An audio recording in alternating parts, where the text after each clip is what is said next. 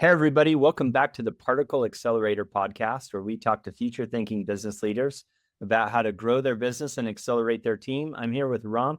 Ram, why don't you introduce yourself? Sure. By education, I'm a chemical engineer, graduating from the elite Indian Institute of Technology in India 35 years ago. Spent the entire 35 years in the healthcare industry, primarily in the US, to a small extent in Europe and Asia. And so I have both risen in the industry in companies like Watson, Glaxo, Novartis, the traditional healthcare companies. I built and ran my own CEO advisory consulting company for about 11 years, advising CEOs and other leaders in big pharma. In this second phase of my career, I've been doing mostly turnarounds or rapid scale-ups. So for instance, Abbott Laboratories gave me the opportunity to help grow their diabetes business about 8 years ago, to help them develop their manufacturing, quality, finance, and R&D footprint using digital technologies from 50 million units per year to 500 million units per year. That was amazing.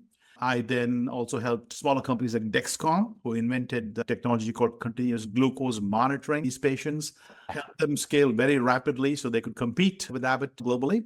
More recently, I spent a few years with Sanofi, which is the world's third or fourth largest global pharma company, helping them build and run their factory of the future so they could make rare disease pharmaceutical products in a very safe and effective manner at low cost. Oh, that's awesome. You sound like a real healthcare industry top gun, if you will.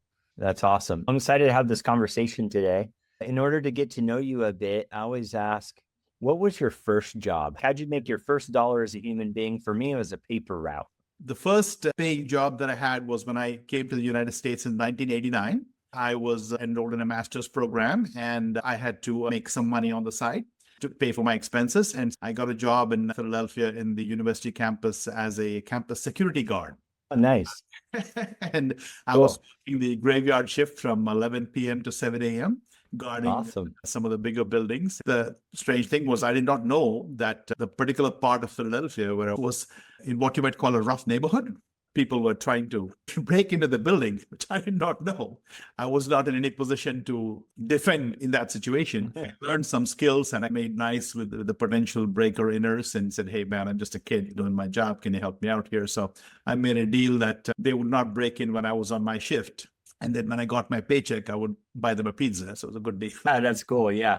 I've heard some creative things like that. One of my friends owns some property in downtown Denver, and they hired one of the homeless individuals, gave them a camper unit on the property and said, hey, you need to keep all the other folks away. That gentleman takes that job very seriously. Sometimes you just have to do the right kind of PR. I'm also interested, did you have a toy or hobby as a child that inspired what you do career-wise today? When I was a child in India, maybe 3 years old, I was homeless. But with my family and mom's support, I was able to build a good life for myself. Due to lack of nutrition, I was a very weak child physically. I was hunched over and things like that. I was doing very well in school, but I didn't have enough food and nutrition, so I was very hunched over. So as I came into my teens, I learned about Arnold Schwarzenegger, the famous bodybuilder and everything else. Yeah. And I started to do some exercise. I didn't have any equipment. So there were these trees and things in the park by where we lived. So I started climbing on them and pulling. And as it turned out, my body responded very well to that routine. As I went on into my later years in college, I was able to join the boxing team. When I came to the United States, I started working out. What drove me towards healthcare as well is people say you take medicines to get better. At the end of the day, our bodies run on chemicals, whether they're organic chemicals from food, inorganic chemicals from medicines. And I started thinking, wow, if we can set up products that can help you optimize your genetic material, you can be the best you can be. Anybody, regardless of their physical stature, if they work out, maintain physical discipline, and ensure they consume the right materials, can build up. I got that lesson driven home when I was working out a few years into my time in the US. I was starting to get really strong. I thought, wow, look at all these big American dudes. I will never be like them. They're born huge and all these things. I was watching this big blonde American guy lifting 400 pounds. I'm like, oh man, I can never do that. I went over to say hello to him. What I saw made me feel I was 2 inches tall. This gentleman had been a soldier. He had no legs below the knee. One arm was a claw made of metal, and just the left arm was working. This man had so much cheer on his face. And I walked back and I said, okay, every human being has their problems. But if I manage to motivate myself and people around me to do well, that's one part. The other part is to ensure that we have the right, not just medication, but nutrition available to people, then that can really help each human being optimize themselves. Physical health and what you consume doesn't just impact your body, it impacts your state of mind. If you're very tense, people say, oh, people are sick and they're taking depression pills and so on. I found earlier in my life that when I felt bad, something was not going well, I found that eating a bowl of yogurt helped me. I suddenly felt better. Then I found out the calcium and the probiotics in yogurt actually cure your depressive symptoms. I'm like, wow. So I started to realize that I need to get in the healthcare field, not just to help make better drugs, but also to see prescription medicines should be the very last resort. Let's use natural resources to optimize health, and then we can do the prescription part. And then when I started looking at the genetic aspects of it, I got into cell and gene therapy manufacturing. This is fantastic. I can actually impact lives of myself and millions of other people by understanding how your human body, human brain works. That really, to me, was amazing. It also empowers you. Anything you want, you can do. Just be careful what you do with your body and what you do with your mind, what you put into yourself. Yeah, love it. And really the takeaway there is the most dangerous thing is a limiting belief. One of my sons, who I won't name, one of his testicles never descended. Is this going to cause me problems in life? Probably the limiting belief around it is worse than the actual symptoms. Your body will compensate. This happened for a reason. Just push on. He's actually quite fit. The potential that we have in our bodies, minds, and spirits is quite limitless. I have quite a few buddies in their late 40s and early 50s competing in triathlons and are able to do some things that the average person just wouldn't even think is possible. So I love that, challenging possibilities. What was your favorite and least favorite course in school? I think I liked most of the courses, but I would say that at least when I was in my freshman year, every engineering student has to take a course in industrial psychology. Like a lot of my fellow students who got into elite Institute of Technology, we were the top 1% of the selected team. So we thought, I want to get directly into engineering and program this and that. And it was a little bit, initially at least, because it was a little too subjective for me. I'm an engineer at heart. So I was like, what am I going to do with this information and how can I use it? I think I represent the majority of the students who felt it was boring. I can't quite measure it. That's what a typical young engineer thinks. So it was not my favorite course. I aced it because I had no choice but to ace it. Now I understand the value of it because I use those principles as I manage people. Love it. What quote from a famous person lives in your mind rent-free? Certainly Arnold Schwarzenegger's quote of, if you want to achieve something, visualize it and work your butt off. Yeah, I love it. That's great. What do you think the greatest invention or discovery has been in the past 300 years? I would say the internet and the World Wide Web. That, I think, is the greatest discovery. And the reason I say that is the internet is the single most democratizing technology available. Before the internet came around, before companies like Google, information was restricted to those who had specific privileged access. Or a certain school or a library, or you live in a neighborhood where there's encyclopedias and all these other things. Withholding information started to become a means of building power for those who wish to retain power. Once the internet came around, especially with Google search, go look for whatever you want, what stocks to buy, what's the best possible gym nearby, or what jobs can I apply to, how can I publicize myself. I believe the internet is the single most powerful invention of the last 300 years, primarily because it is the single most empowering tool for most anybody anywhere. Of course, if you don't have access to the internet, then that can be limiting. But in today's age, I think I would say that's the key. Yeah, love it. What tech trend significantly impacted your industry and how did your company respond? In general, healthcare has always been about 10 years behind technology to other industries. The theory is that it's because of all the regulations and it's difficult to bring in new technology. That's part of it. And the other reality is the best and brightest technology leaders don't gravitate towards healthcare as a career choice because they end up working for tech companies. So there have been three different phases. In my early days, I found that there's a lack of automation in manufacturing and quality. So I was able to bring that together. In the second phase, it was more about Industry 4.0, the connected enterprise, the vertically integrated ISA 95 models, things like that. So I brought that, smart factories, that sort of thing. But in the last 8 years, there's a powerful trend starting with machine learning, then with traditional AI, and now with generative AI. the power by which that technology, especially GenAI, is taking over is absolutely amazing. I started using ML about 8, 9 years ago with Salesforce's Einstein bots, things like that. The amount of benefit you can get by bringing in solid technologies into healthcare is exponential. It takes a while to get the technology in with the regulations. Once it's in, we were able to reduce costs, reduce headcount, reduce errors, to get product to market faster, make the devices and medicines cheaper for patients. Traditional AI has been around for almost 50 years, never really been used too much in the healthcare industry. Lately now, I would say 7.5 years ago, we started seeing more AI bots coming in to do robotic process automation, things like that. With GenAI, I would say the significant impact to me is not just in making your business more successful. If you look back in the past, when companies said, the big ones, Merck and Johnson Glaxo, so we want to cut costs for manufacturing. We invented this great product. We don't want to make it in the US, it's too expensive. Let's go to China or Zimbabwe or India, make it there, it's cheaper. That's the lazy man's approach to say, we'll cut costs by outsourcing. Then you end up with quality problems, unemployment in the US, and the whole thing doesn't end very well.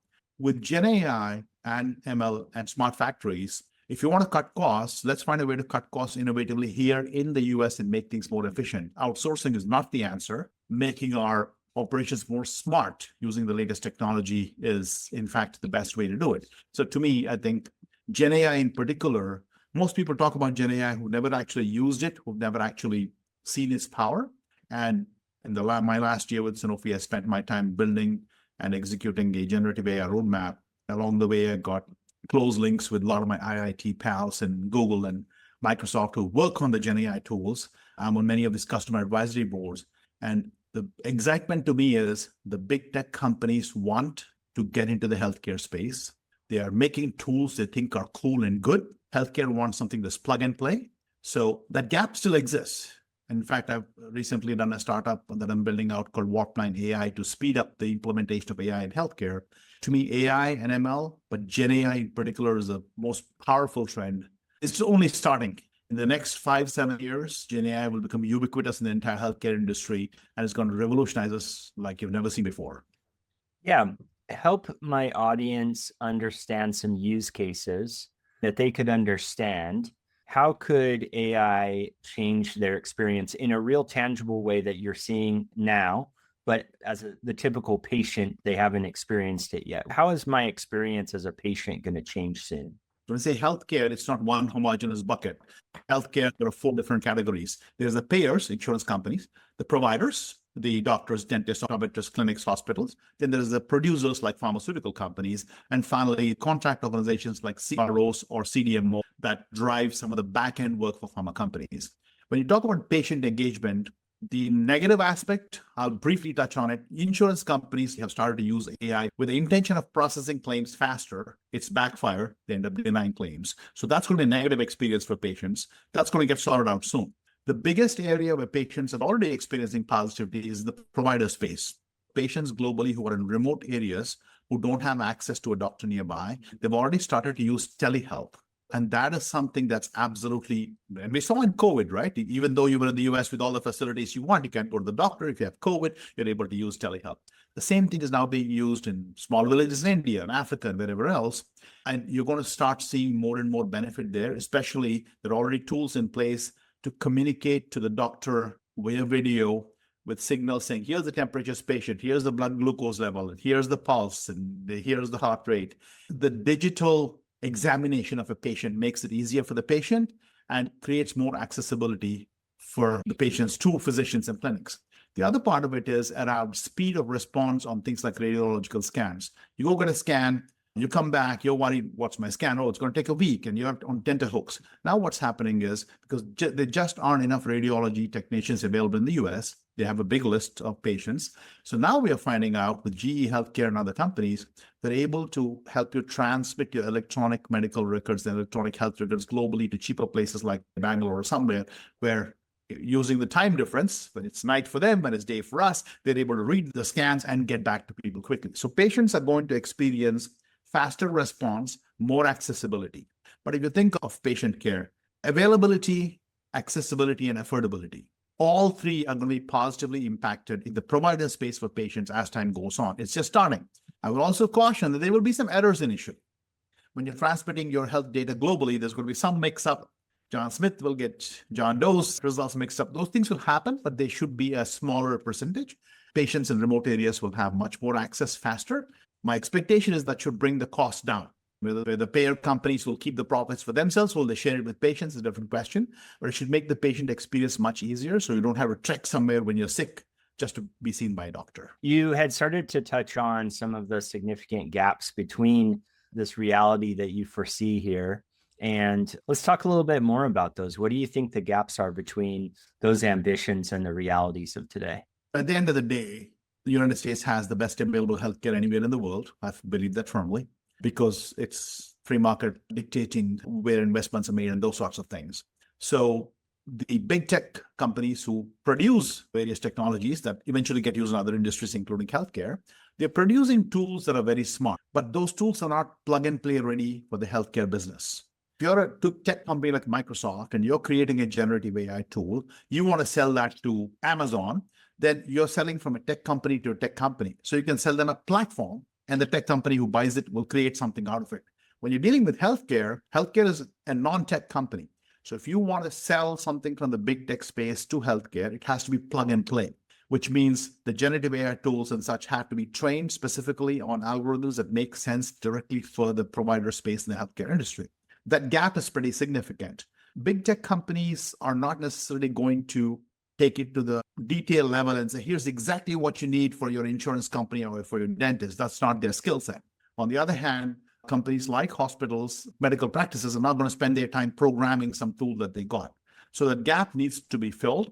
If it's not filled effectively, it's going to cause frustration and delay and disappointment. Same thing's happening in the producer space. If I talk to my finance partner and say Sanofi, they'll say, we have this great roadmap for generative AI. Can I take $25 million off our expenses for next year based upon savings from GenAI? I'm like, we're not even close to that. The good news is, when I've spoken with people from Google, Anthropic, and Microsoft in the life sciences AI space, they want to hear from people like me. Tell us how we can shape a product. I see that there is a gap between what the tools are that are being produced and the plug and play needs in the healthcare space. That's where I've come in, and at the request of my customers, I've created this Warplan AI model. Our goal is very simple.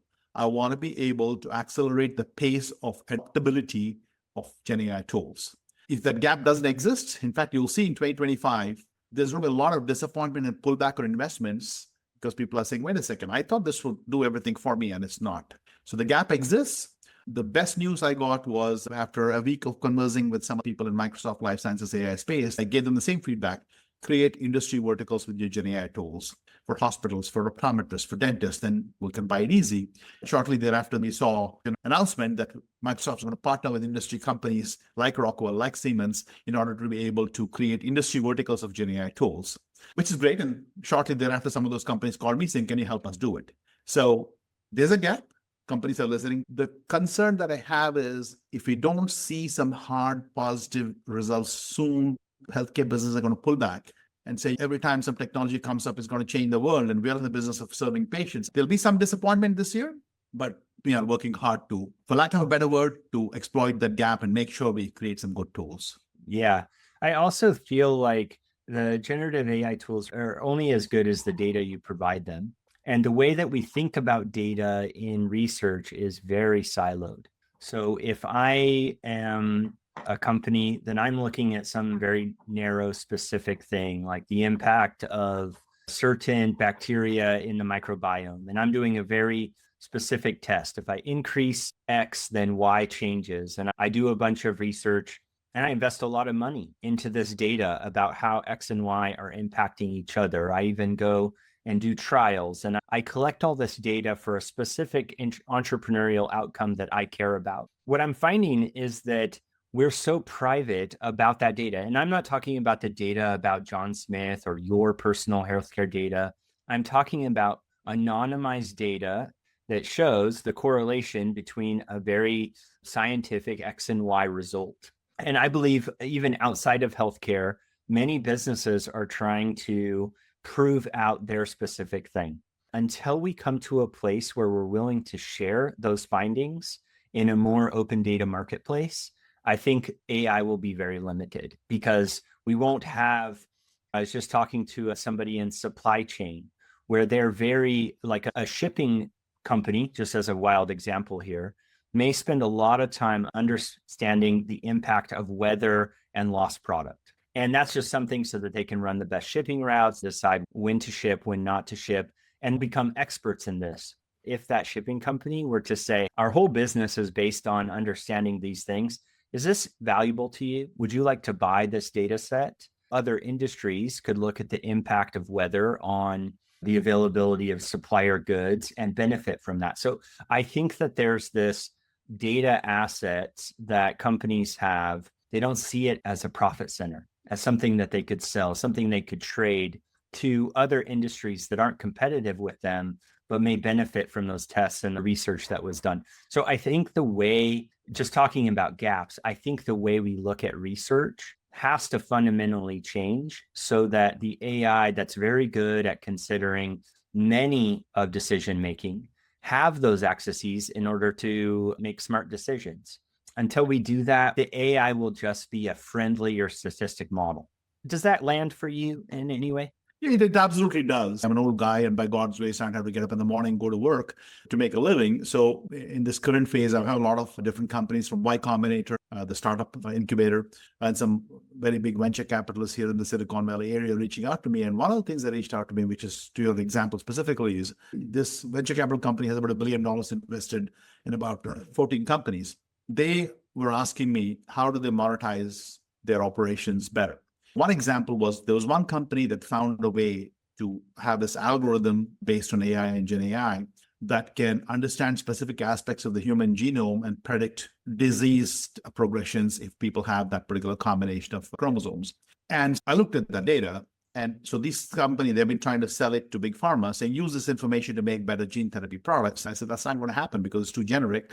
However, the data they have around predicting disease progression based on genetic makeup that AI algorithm is pulling out is fairly accurate, 70-80% accurate. So you need to reach out to life insurance companies, health insurance companies, actuaries. They would kill for this data because they have a way to monetize this. Now, that industry is not in competition with you, and you can remove all the PHI and PII. Now, you have to think about the ethical considerations. You may not want to sell it to a health insurance company. They're going to deny people coverage based on the genetic makeup.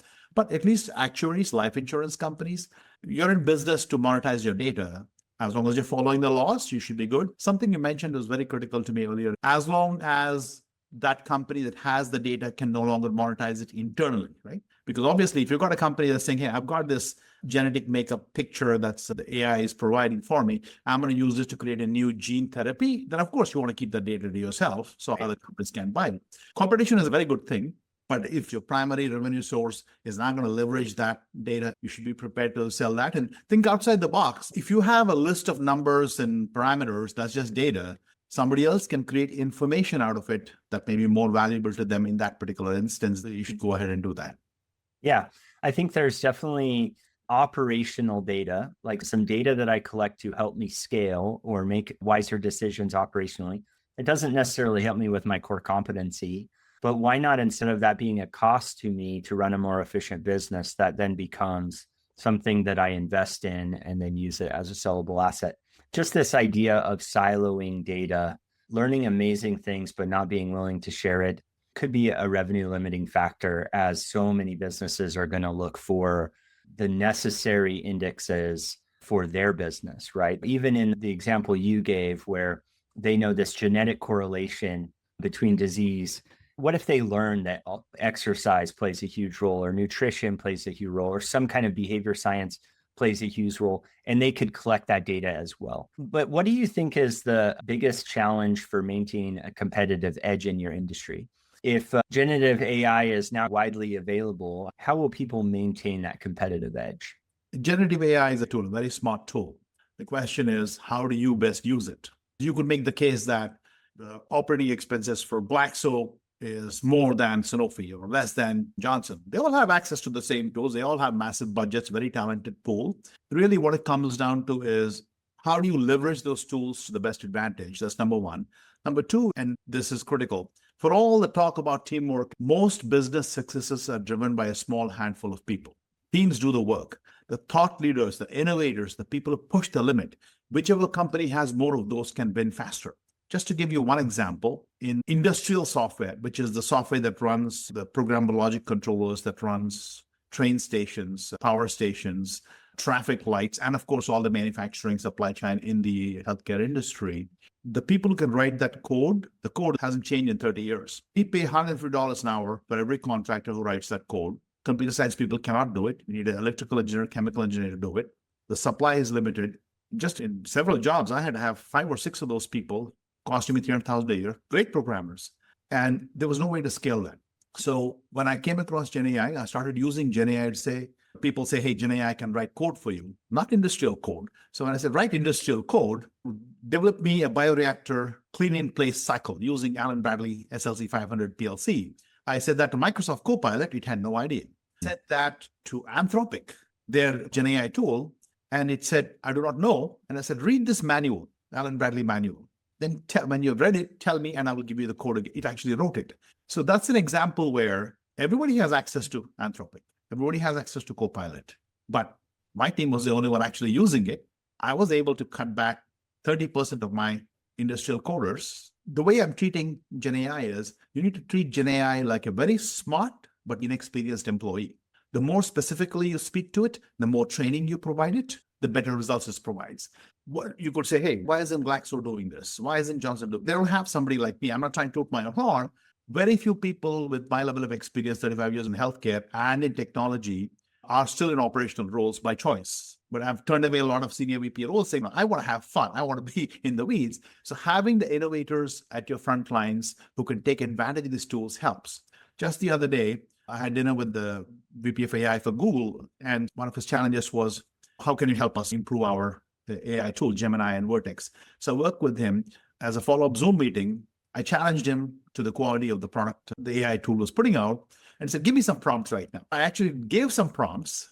And for instance, design prompt engineering is one of the most emerging fields. I said, you want to compete, you want to blow Microsoft out of the water, Google, what you want to do is teach your AI to be able to look at an operating video and tell us what's wrong with that. So I helped them. Now they have a situation where they can use their GenAI tool to look at a video of an individual in a power plant doing some work. And AI said, wait a minute, this person's not wearing a helmet. That's not safe. So if you look at these examples, GenAI is very embryonic. The people who created it are super tech people. They know how to code. They can code circles around me. They don't understand the operational business. The people who are experts in operations in healthcare don't understand tech. So I'm bridging that gap. If you have more people with my type of bridging skill set, that company can take significant advantage of it. You think when I joined Abbott Labs in their diabetes business a while back, they had a plant in Oxford in the UK where their operating equipment efficiency was 45%. They were making half of what they should be making. They're turning patients away. That's completely unacceptable. When I looked at it, there was an Oracle database holding up progress. Oracle has been around for dozens of years. They evaluated it, and the IT team came back and said, this is the most efficient it can be. I went in there, took a look at it, and I said, I can turn this around for you. What do you need to do? I said, report all Windows servers, put in Linux servers, architect Oracle. You're going to have much more efficiency. The IT team looked at me and said, you don't know what you're doing. We've been doing this for 20 years. So maybe it's time to do something different. We converted all the Oracle boxes into Linux boxes, from Windows to Linux. We went from 45% to 93% operating equipment efficiency. We increased productivity from 23% to 97%. Our stock price practically doubled, and this was part of what caused us to do it. So the competitive advantage for corporations is raw talent. It's not the best manager. It's not the best vendor. Who can take that technology and really think outside the box, come in with a very new way of doing things? I'm very proud of the fact that over 35 years, I've not lost that edge of thinking, because the tendency, especially when I go to a company like Sanofi's been around for 200 years, and I was able to go in there and they said, hey, our smart factory, we put $300 million into it and it's not working. We heard the other man to fix it. I was able to come in. I gave them a completely new way of programming the manufacturing platform called FlexiCode, something I invented for Glaxo in 1998.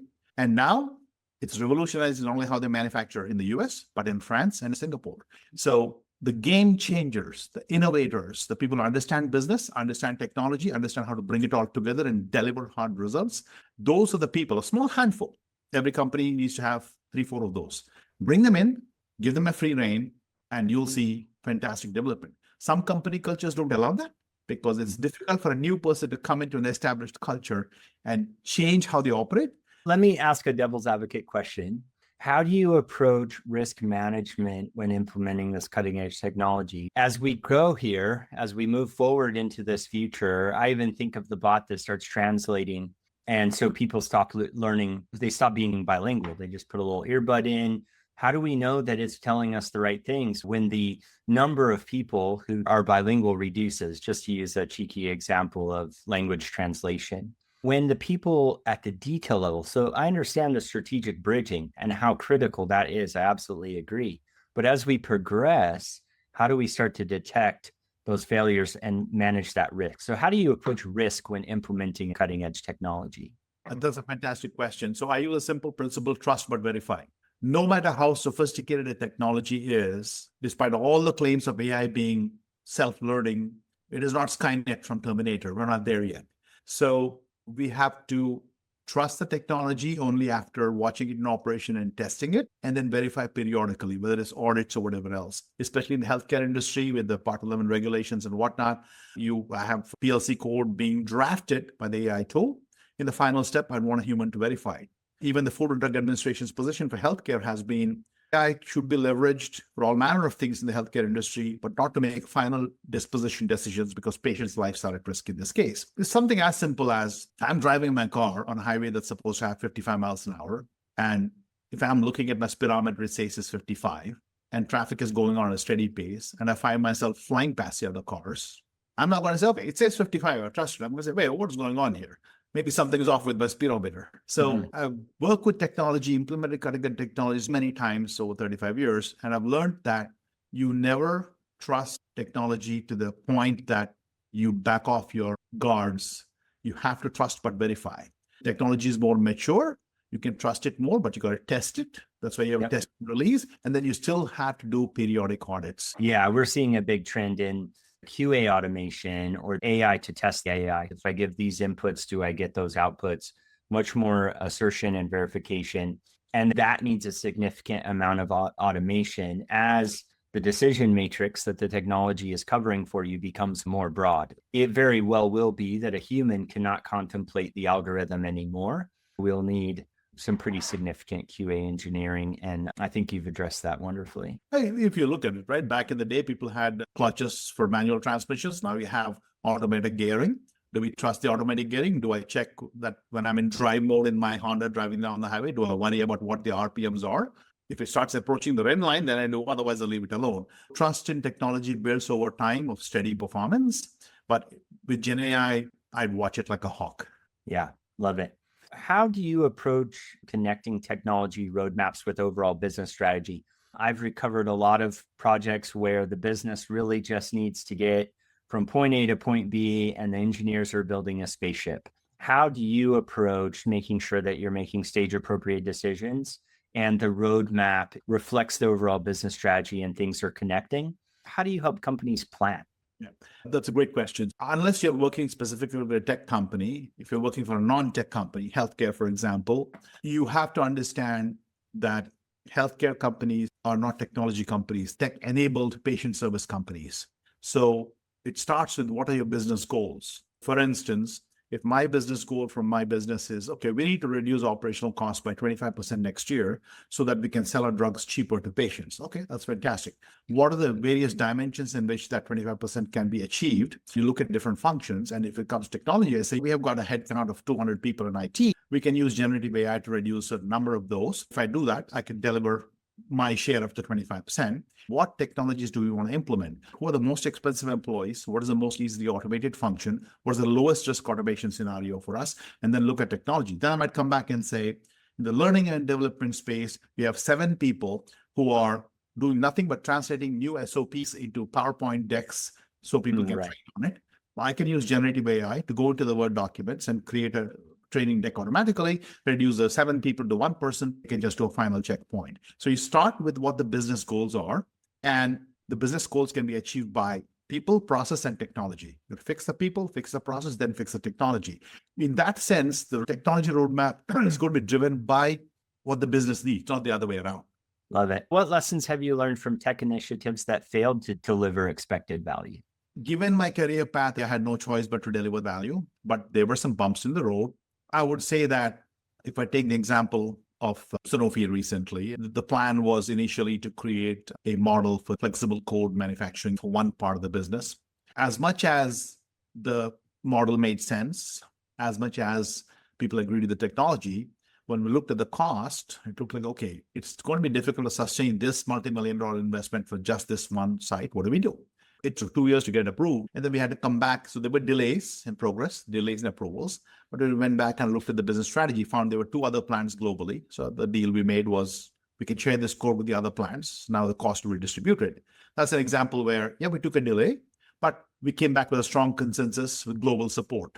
So there's many more examples like that where, these are all for-profit companies, and bless their heart for being for-profit companies, but you've got to be able to ensure there's hard return on investments. Technology projects are all too famous for not providing the return on investment as promised. I have yet to see any company in the world that implemented SAP globally and has got the return on investment that was promised. So, yeah, love that example. Yeah, it's not that these technologies are bad. It's not that GenAI is bad or SAP is bad. It's just that sometimes the technology folks tend to overhype what it can do. The promise is so high that the reality, however good, is not going to meet that. So it's very important to temper these expectations. And the most important lesson I learned is learn when to pull back. Startups who come to me for advice, go to market. Yeah, this great product, there's all these things, such and such. I'm like, you're talking on the sell side. I'm the buyer. Put yourself in my shoes. What you're saying, I have no interest in how you coded this. What can it do for me?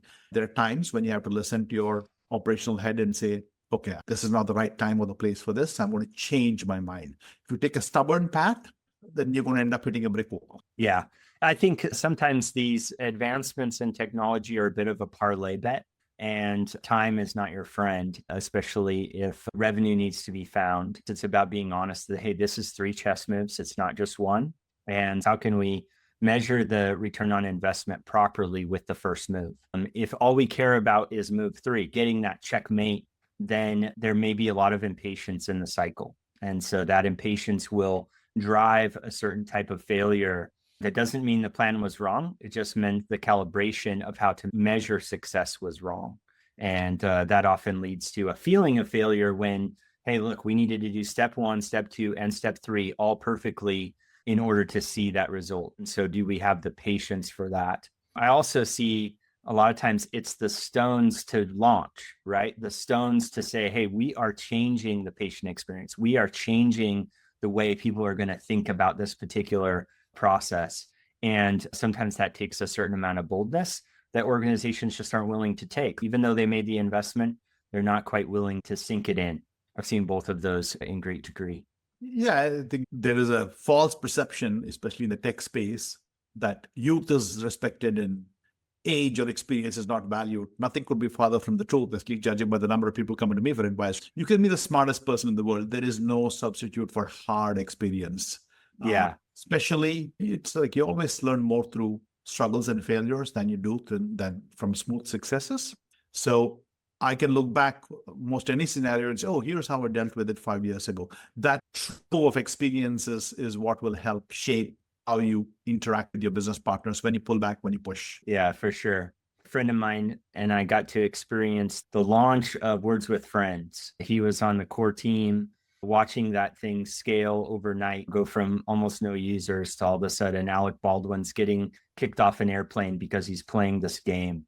And my friend's running the back end of this game, and they're feverishly trying to scale it. And now as he goes into a room where they're trying to scale a software, he just says, when I was with Words with Friends, everybody listens to everything he says. My mom was calling me at 2 a.m. to say, why doesn't your game work? You can't beat those, and those folks need to be listened to. What would you say to people who are just starting their digital transformation journey, or they're just starting a career in healthcare with some tech involved, and they're on the early days? What would you say to the young bloods? There are 3 areas they need to focus on learning. Like my boss in Dexcom used to say, when you come in a new organization, listen, learn, then lead. Especially if you're coming into the healthcare industry, has been around for a long time. If you're coming into a company that's been established for several decades or centuries, a lot to learn. But first, you want to understand the business operations. How does this business work? How do we go from our labs to serving medicines to patients, for instance? Have a clear picture of that. Your role may be a tiny part of it, but it's important to know how you fit in, how the operation works. Then you take a look at, hey, where can we leverage technology? What has worked? What has not? What's the latest technology that we bring in?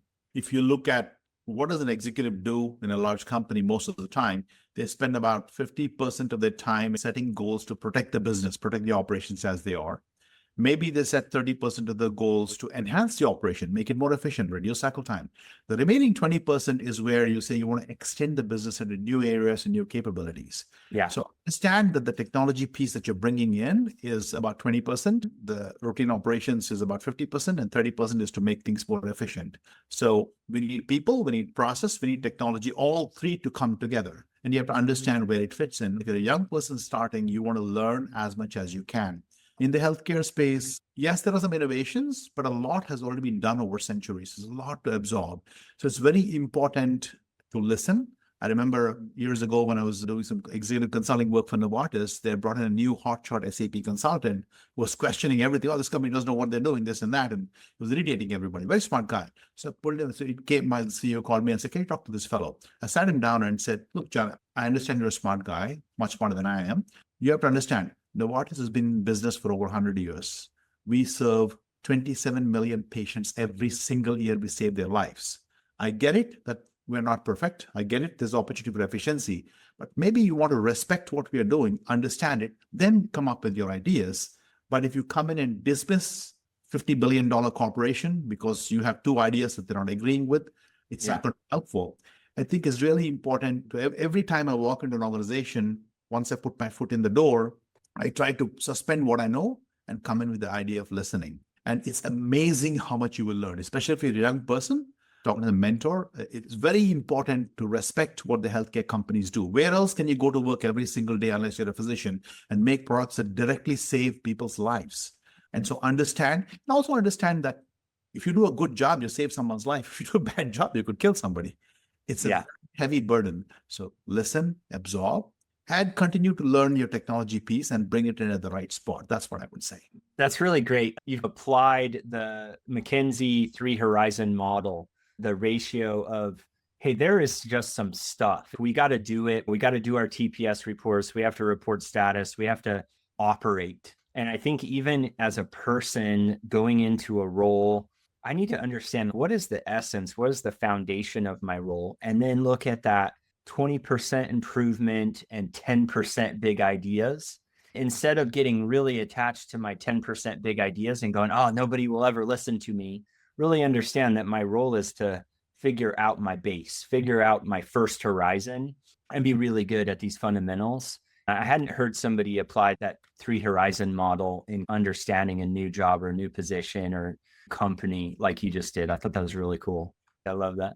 If people like what you've had to share today, how should they connect with you? They can send me an email directly, ramble1989@gmail.com. And they're welcome to reach out to me. I'm also on LinkedIn, but email is the best way to reach out. I'd love to engage and help in any way I can. Great. Thanks for your time today. It's really great having you on the show. I appreciated your insights. It's been my pleasure. Thank you for the opportunity, and you have a great day.